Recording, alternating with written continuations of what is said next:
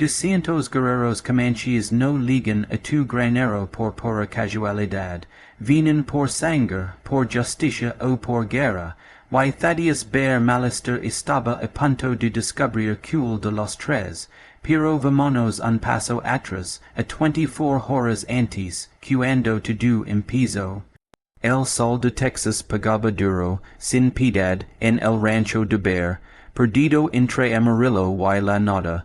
Fue entonces cuando vi a una figura pequeña tambaleando por su terreno. Esos 34 años, Bear había visto un chorro de probable, mas lidiando con el ganado, pero algo en esa mañana se sentía distinto, como si algo anduviera mal. Estaba arreglando un poste de la cerca del arroyo cuando un movimiento le llamó la atención.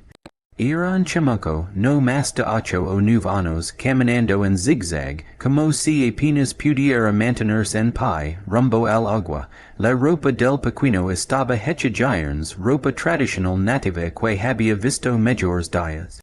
Y ondes de lejos, Bear podía ver como el hambre, hasha, que cada paso fuera un esfuerzo.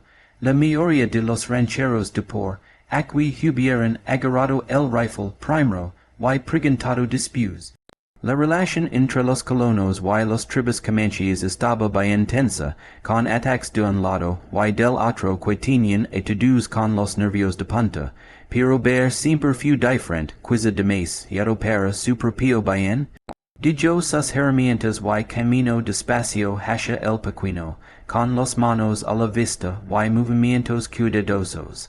Al acercarse, vaya que era una niña, con ojos oscuros demasiado grandes para su carita flaca y labios resecos por la deshidratación.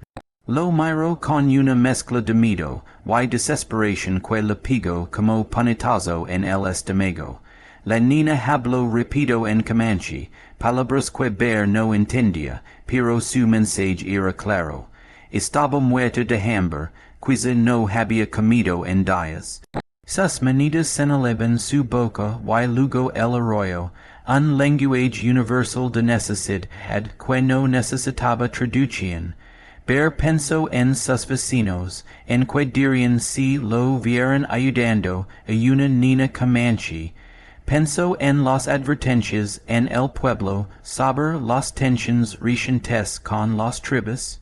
Pensó en lo inteligente, lo seguro que sería hacer. Luego volvió a mirar esos ojos desesperados y tomó la decisión que cambiaría todo. Sin decir palabra, cargó a la niña en sus brazos, pesaba casi nada. La llevó a su cabana, no se resistió, estaba demasiado débil para pelear aunque era querido. Mientras caminaba, sentía como temblaba su pequeño cuerpo, no sabía si de miedo, de hambre o de los dos.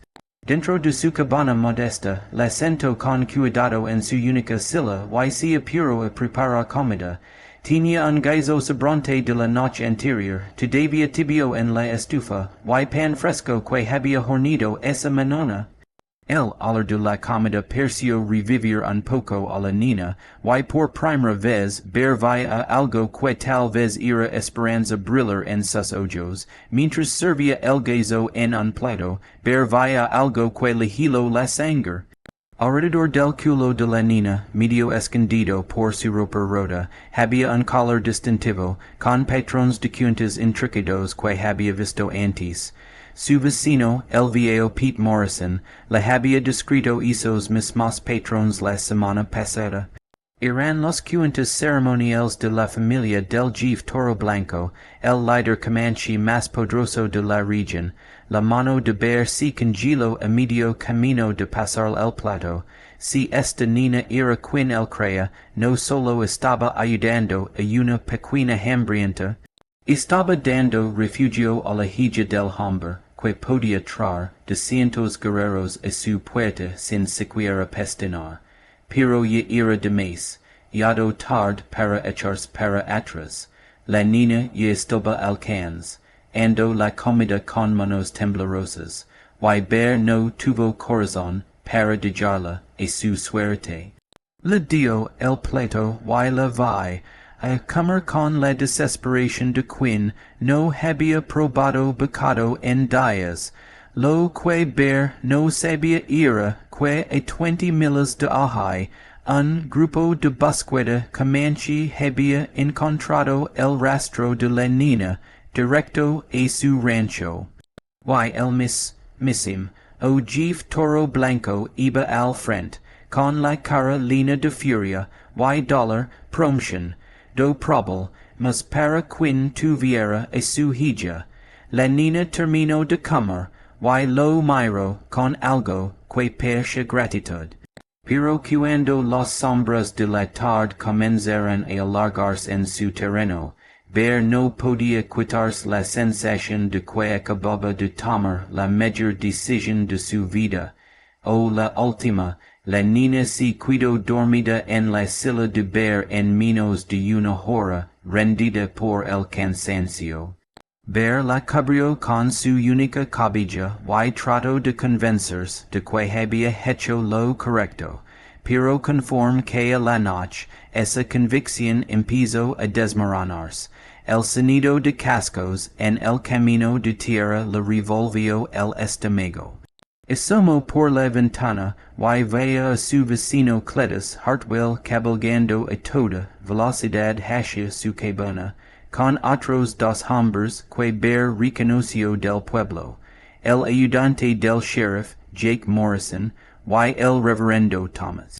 Bear salió antes de que desmontaran, esperando mantener los voces bajos para no despertar a la niña.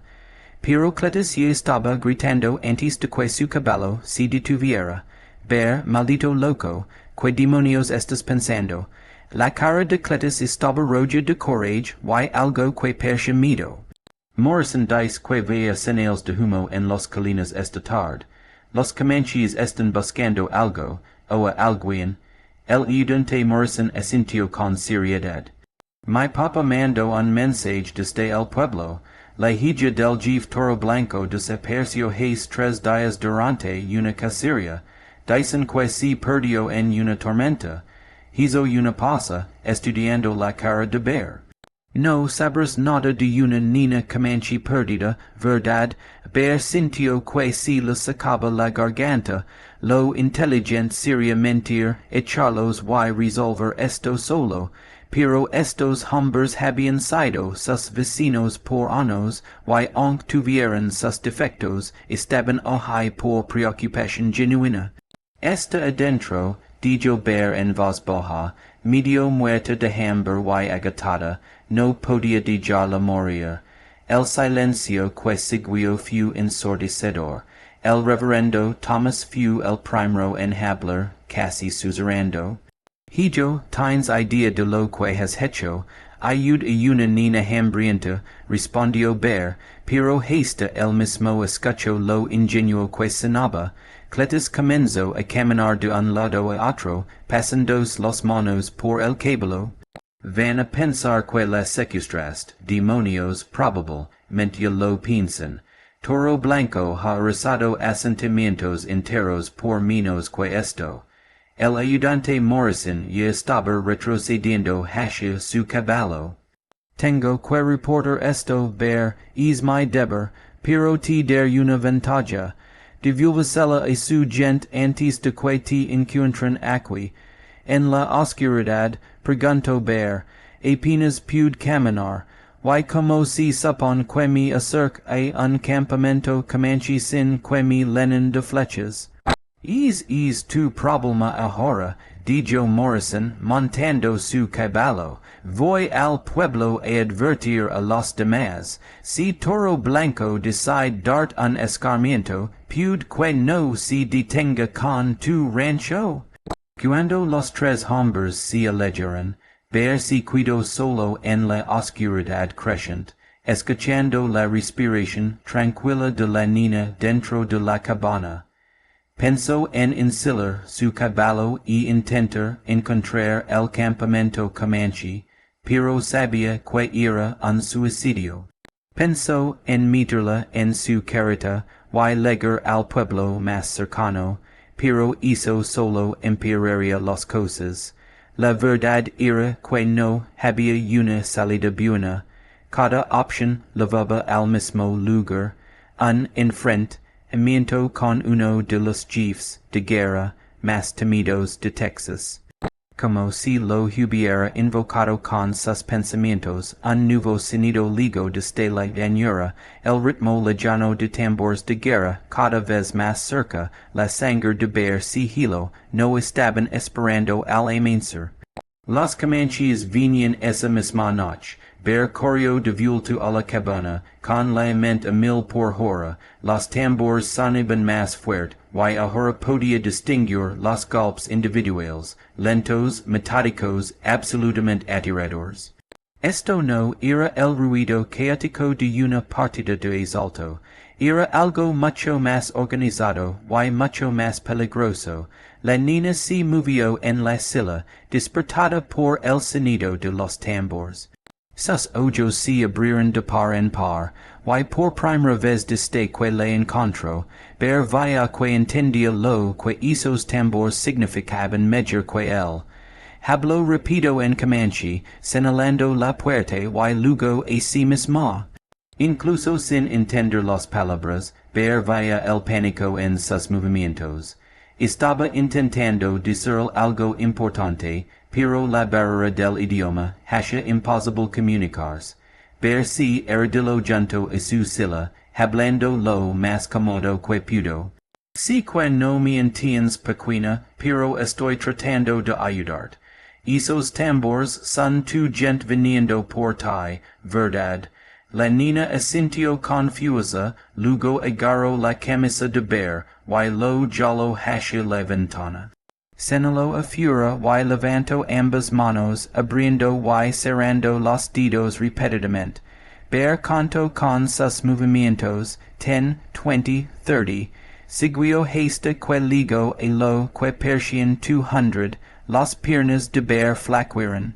200 guerreros, había esperado tal vez una docena de bravos enajados con los que podría razonar, pero 200 eso era suficiente para arrasar cada rancho en 50 millas a la redonda. Los tambores pararon de repente, y el silencio que siguió fue peor que el ruido. Bear se acercó a la ventana y miró hacia la oscuridad. Al principio no veía nada. Luego, como fantasmas apareciendo de la noche, empezó a distinguir formas moviéndose por su terreno. Venían en formación perfecta, guerreros a caballo extendidos en un semicírculo que se cerraba lentamente alrededor de su cabana. Incluso bajo la luz de la luna, Bear podía ver la pintura de guerra en sus caras, las plumas en su cabello, las armas en sus manos. Estos no eran hombres que venían a negociar. La niña jaló la manga de Bear otra vez, señalando hacia sí mismo y luego hacia la puerta. Quería con ellos, pero Bear no sabía si eso ayudaría o empeoraría todo. Y si pensaban que la había lastimado, y si no creían que ella había ligado con él por su propia voluntad, una voz resonó desde la oscuridad, hablando en inglés con un acento marcado pero claro. Hombre blanco, sabemos que has tomado algo que nos pertenece. Envía a la niña y tal vez vivas para ver el amanecer. La boca de Bear se secó. La voz tenía una autoridad absoluta. Tenía que ser el jefe Toro Blanco en persona. Bear había oído historias sobre él, como había unido varias tribus bajo su liderazgo, como nunca había perdido una batalla contra la caballería, y ahora Bear estaba a punto de enfrentarlo en una conversación que podía terminar con todos muertos. Dio un paso hacia la puerta, pero la niña lo agarró del brazo con una fuerza sorprendente para alguien tan pequeño, negó con la cabeza frenéticamente y señaló su propia garganta. Estaba intentando advertir algo, pero que entonces lo entendió como un rayo. La niña no solo era la hija del jefe, era su única hija. en la cultura Comanche, hizo la hacha invaluable, no solo como familia, sino como el futuro de su lineage. Si algo le había pasado mientras estaba con Bear, aunque no fuera su culpa, Toro Blanco no tendría otra opción más que hacer de él un ejemplo que otros colonos nunca olvidarían. Bear se dio cuenta, con un horror creciente, que salvar la vida a la niña había sido la parte fácil. Ahora tenía que probar y tú, 100 guerreros armados que le había salvado, no robado. Y tenía unos 30 segundos para decidir cómo hacerlo antes de que Toro Blanco perdiera la paciencia y convirtiera su rancho en un campo de batalla. Bear tomó la decisión más difícil de su vida, abrió la puerta de la cabana y salió con las manos en alto, la niña siguiéndolo de cerca. Lo que veía fue como sacado de sus peores pesadillas. 200 guerreros comanches inmóviles en sus caballos, formando un círculo perfecto alrededor de su terreno. La pintura de guerra brillaba bajo la luna, y cada arma apuntaba directamente hacia él. Al frente de la formación estaba un hombre que solo podía ser Toro Blanco, imponente, con mechones pletidos en su cabello largo y negro, y ojos que percibían ardor con furia contenida.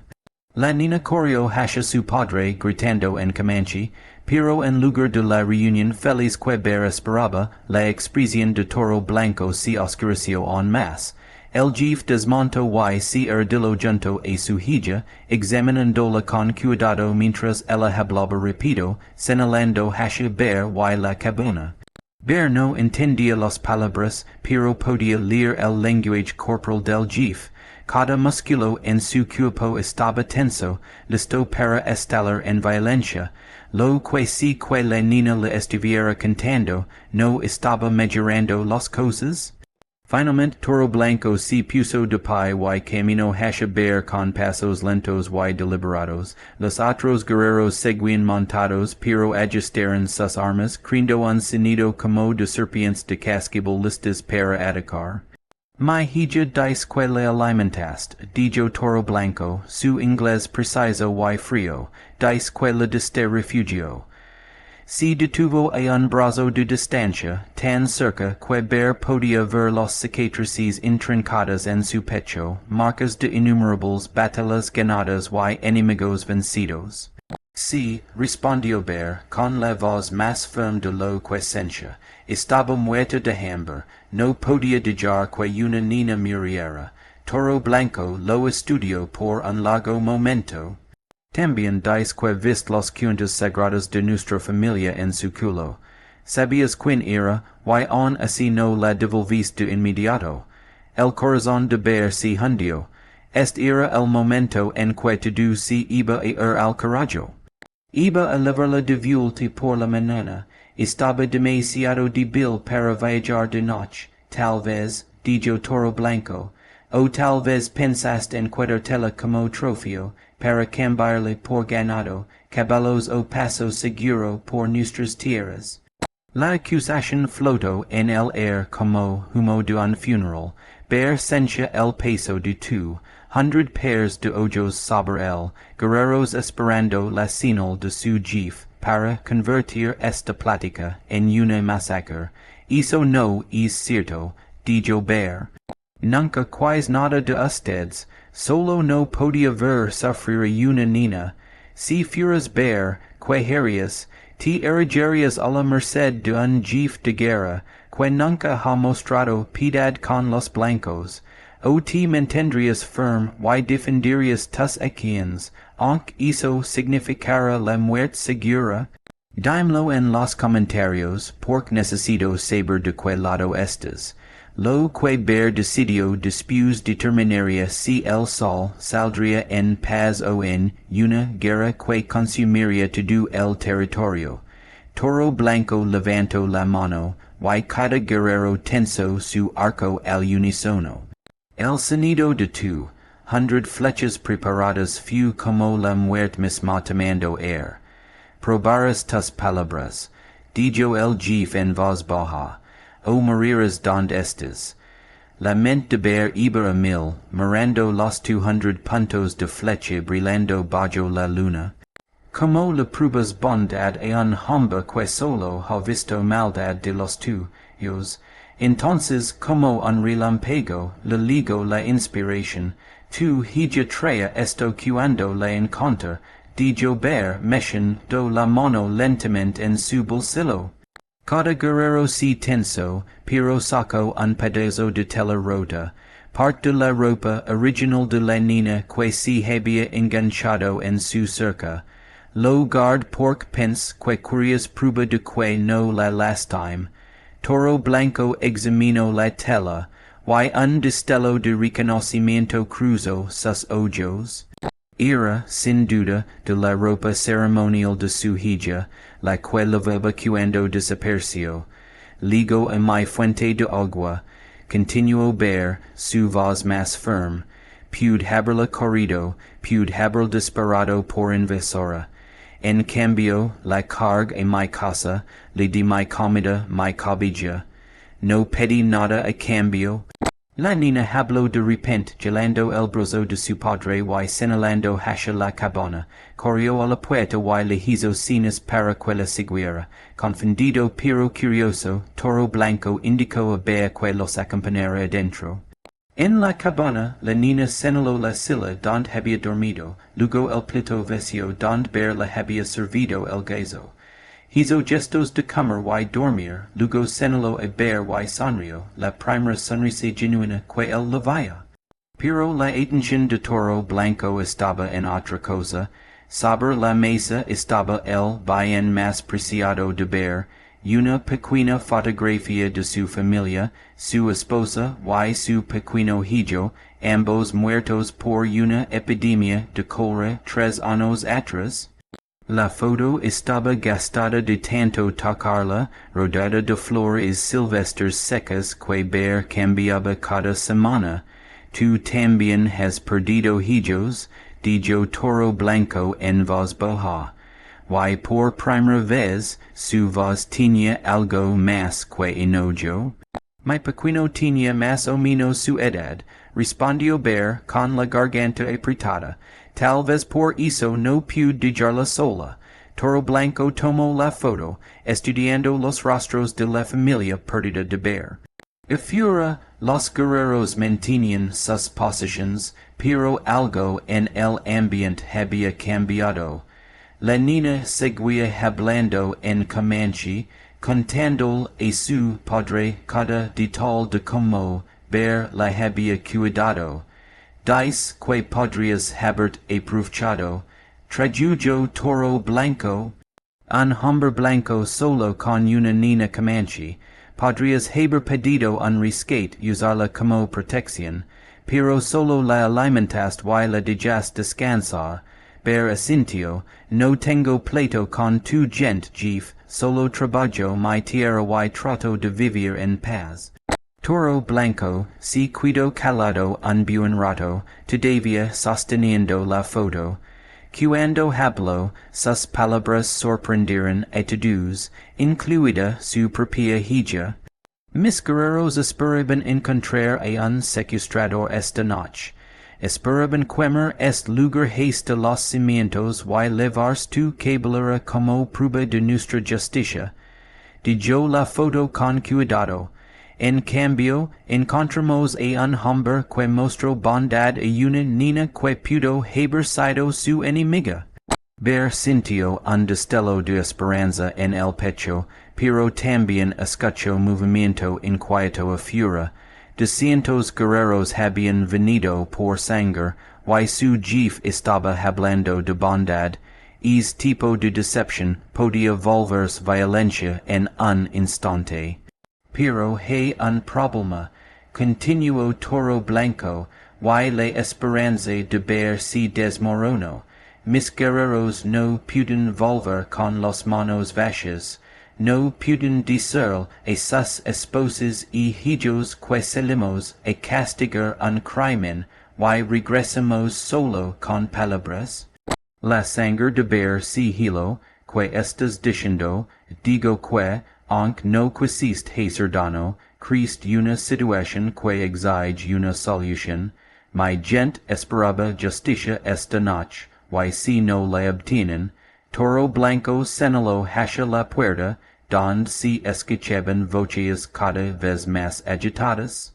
Algunos de mis jóvenes guerreros creen que cualquier hombre blanco que toque a una niña comanche, por cualquier razón, debe pagar el precio.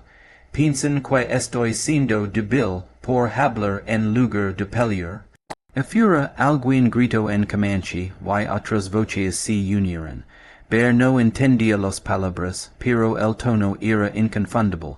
Pedían sangre. Si te está gustando esta historia, dale al botón de suscripción, porque lo que pase después lo decidirá tú. Toro Blanco miró a Bear a los ojos. Solo hay una manera de satisfacer tanto la justicia como el honor esta noche, pero requerirá algo de ti que puede ser más difícil que morir. Fletcher rode y se plantó frente a Toro Blanco. Su carolina de cicatrices se retorció de rabia. Habló rápido en comanche, su voz subiendo con cada palabra, y Bear no necesitaba traducción para entender el desafío que estaba lanzando. La respuesta de Toro Blanco fue tranquila pero firme, y Bear veía como los dos hombres se enfrentaban, jefe contra guerrero, autoridad contra ira alimentada por el dolor. La niña se acercó más al lado de Bear, temblando. Otros guerreros comenzaron a tomar partido, algunos apoyando a Fletcher Roda, otros leales a su jefe. La disciplina cuidadosa que había marcado su legada empezaba a romperse, y Bear se dio cuenta de que estaba presenciando algo que podía dividir a la tribu. Fletcher Roda apuntó su lanza hacia Bear y gritó algo que hizo que varios guerreros asintieran de acuerdo. La mandíbula de Toro Blanco se tensó, y cuando habló de nuevo, su voz tenía el tono inconfundible de una advertencia final. Pero Fletcher Roda no cedía, dio otro paso adelante, tan cerca que la punta de su lanza casi tocaba el pecho de Toro Blanco. El desafío era claro, seguir las viejas costumbres de sangre por sangre o ser visto como débil por los guerreros más jóvenes. Entonces la niña hizo algo que nadie esperaba. Se puso entre los dos hombres y comenzó a hablar en comanche, rápido y apasionada. Su voz cortó la tensión como cuchillo, y Bear veía como la expresión de Fletcher Roda pasaba de la rabia a la confusión, y luego a algo que parecía vergüenza. Toro Blanco tradujo en voz baja, les está contando exactamente qué pasó. Como se perdió en la tormenta, como vagó días sin comida ni agua, como pensó que moriría sola en la pradera hasta que tú la encontraste. La niña siguió hablando, su voz más fuerte con cada palabra.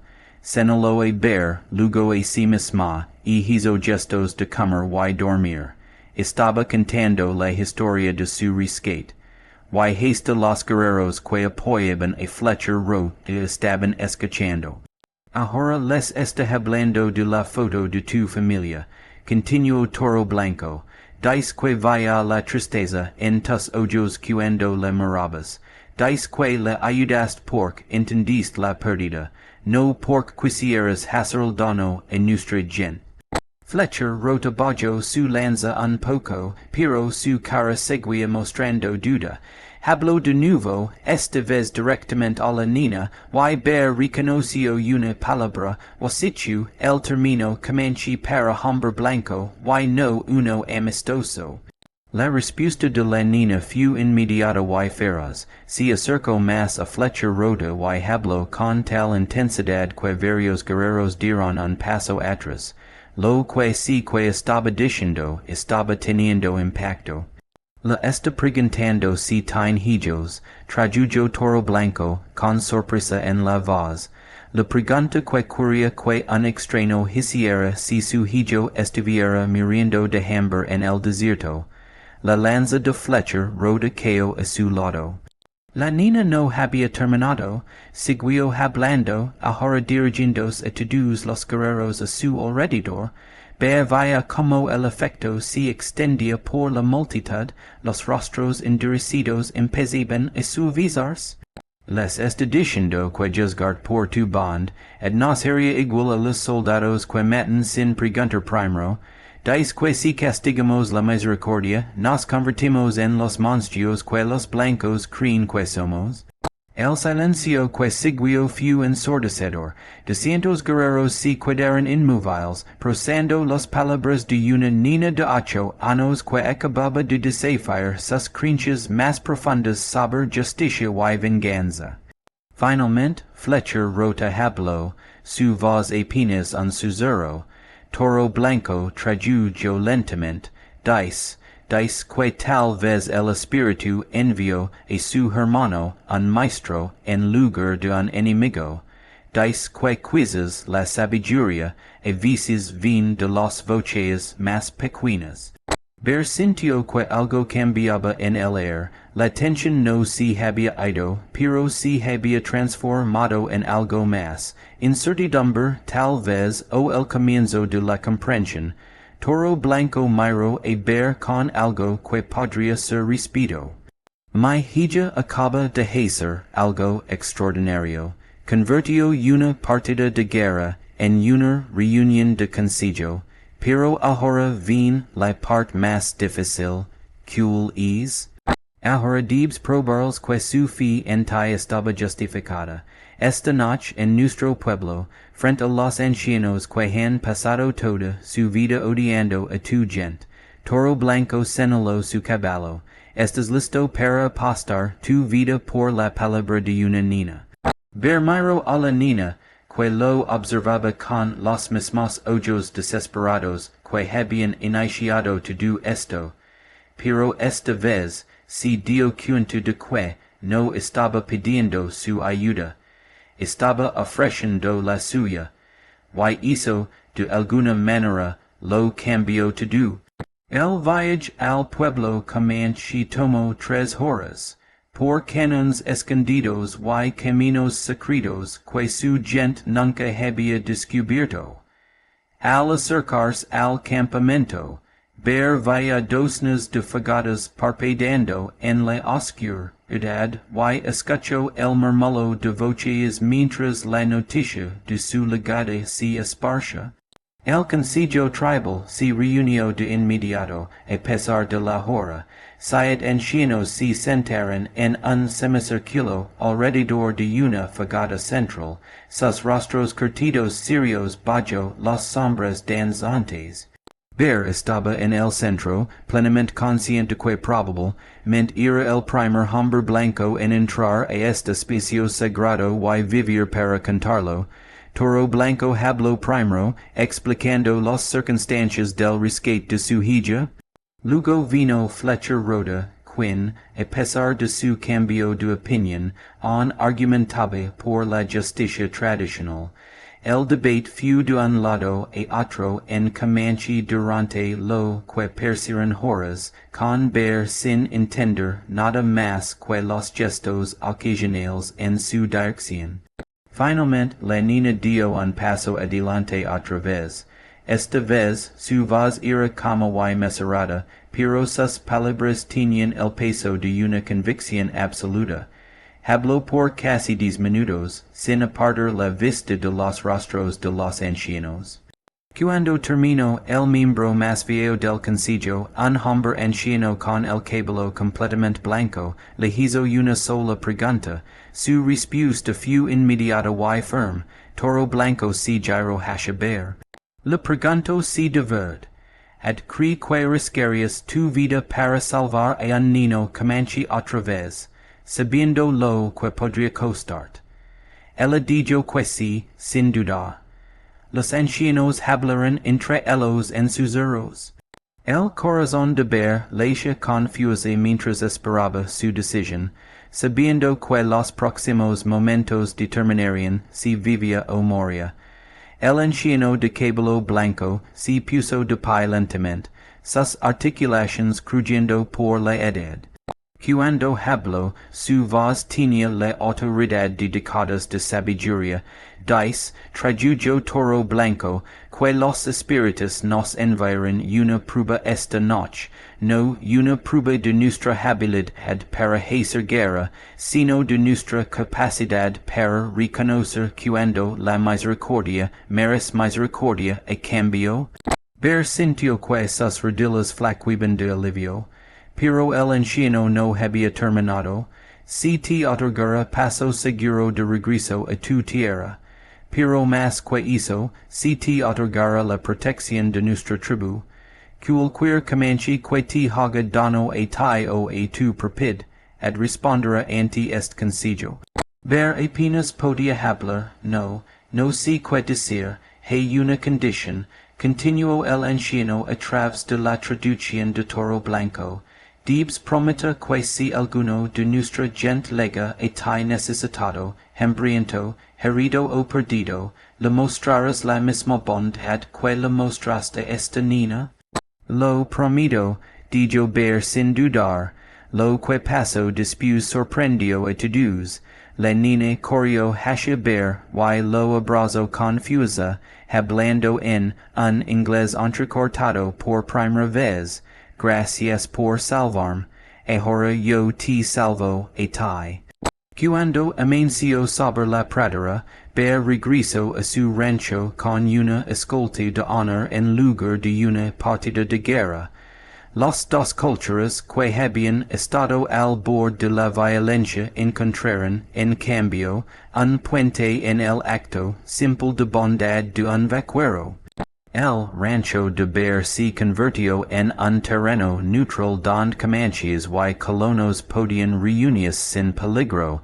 Nunca se hizo rico, nunca se volvió famoso, pero vivió el resto de su vida sabiendo que a veces los actos más pequeños de misericordia pueden prevenir las mayores tragedias.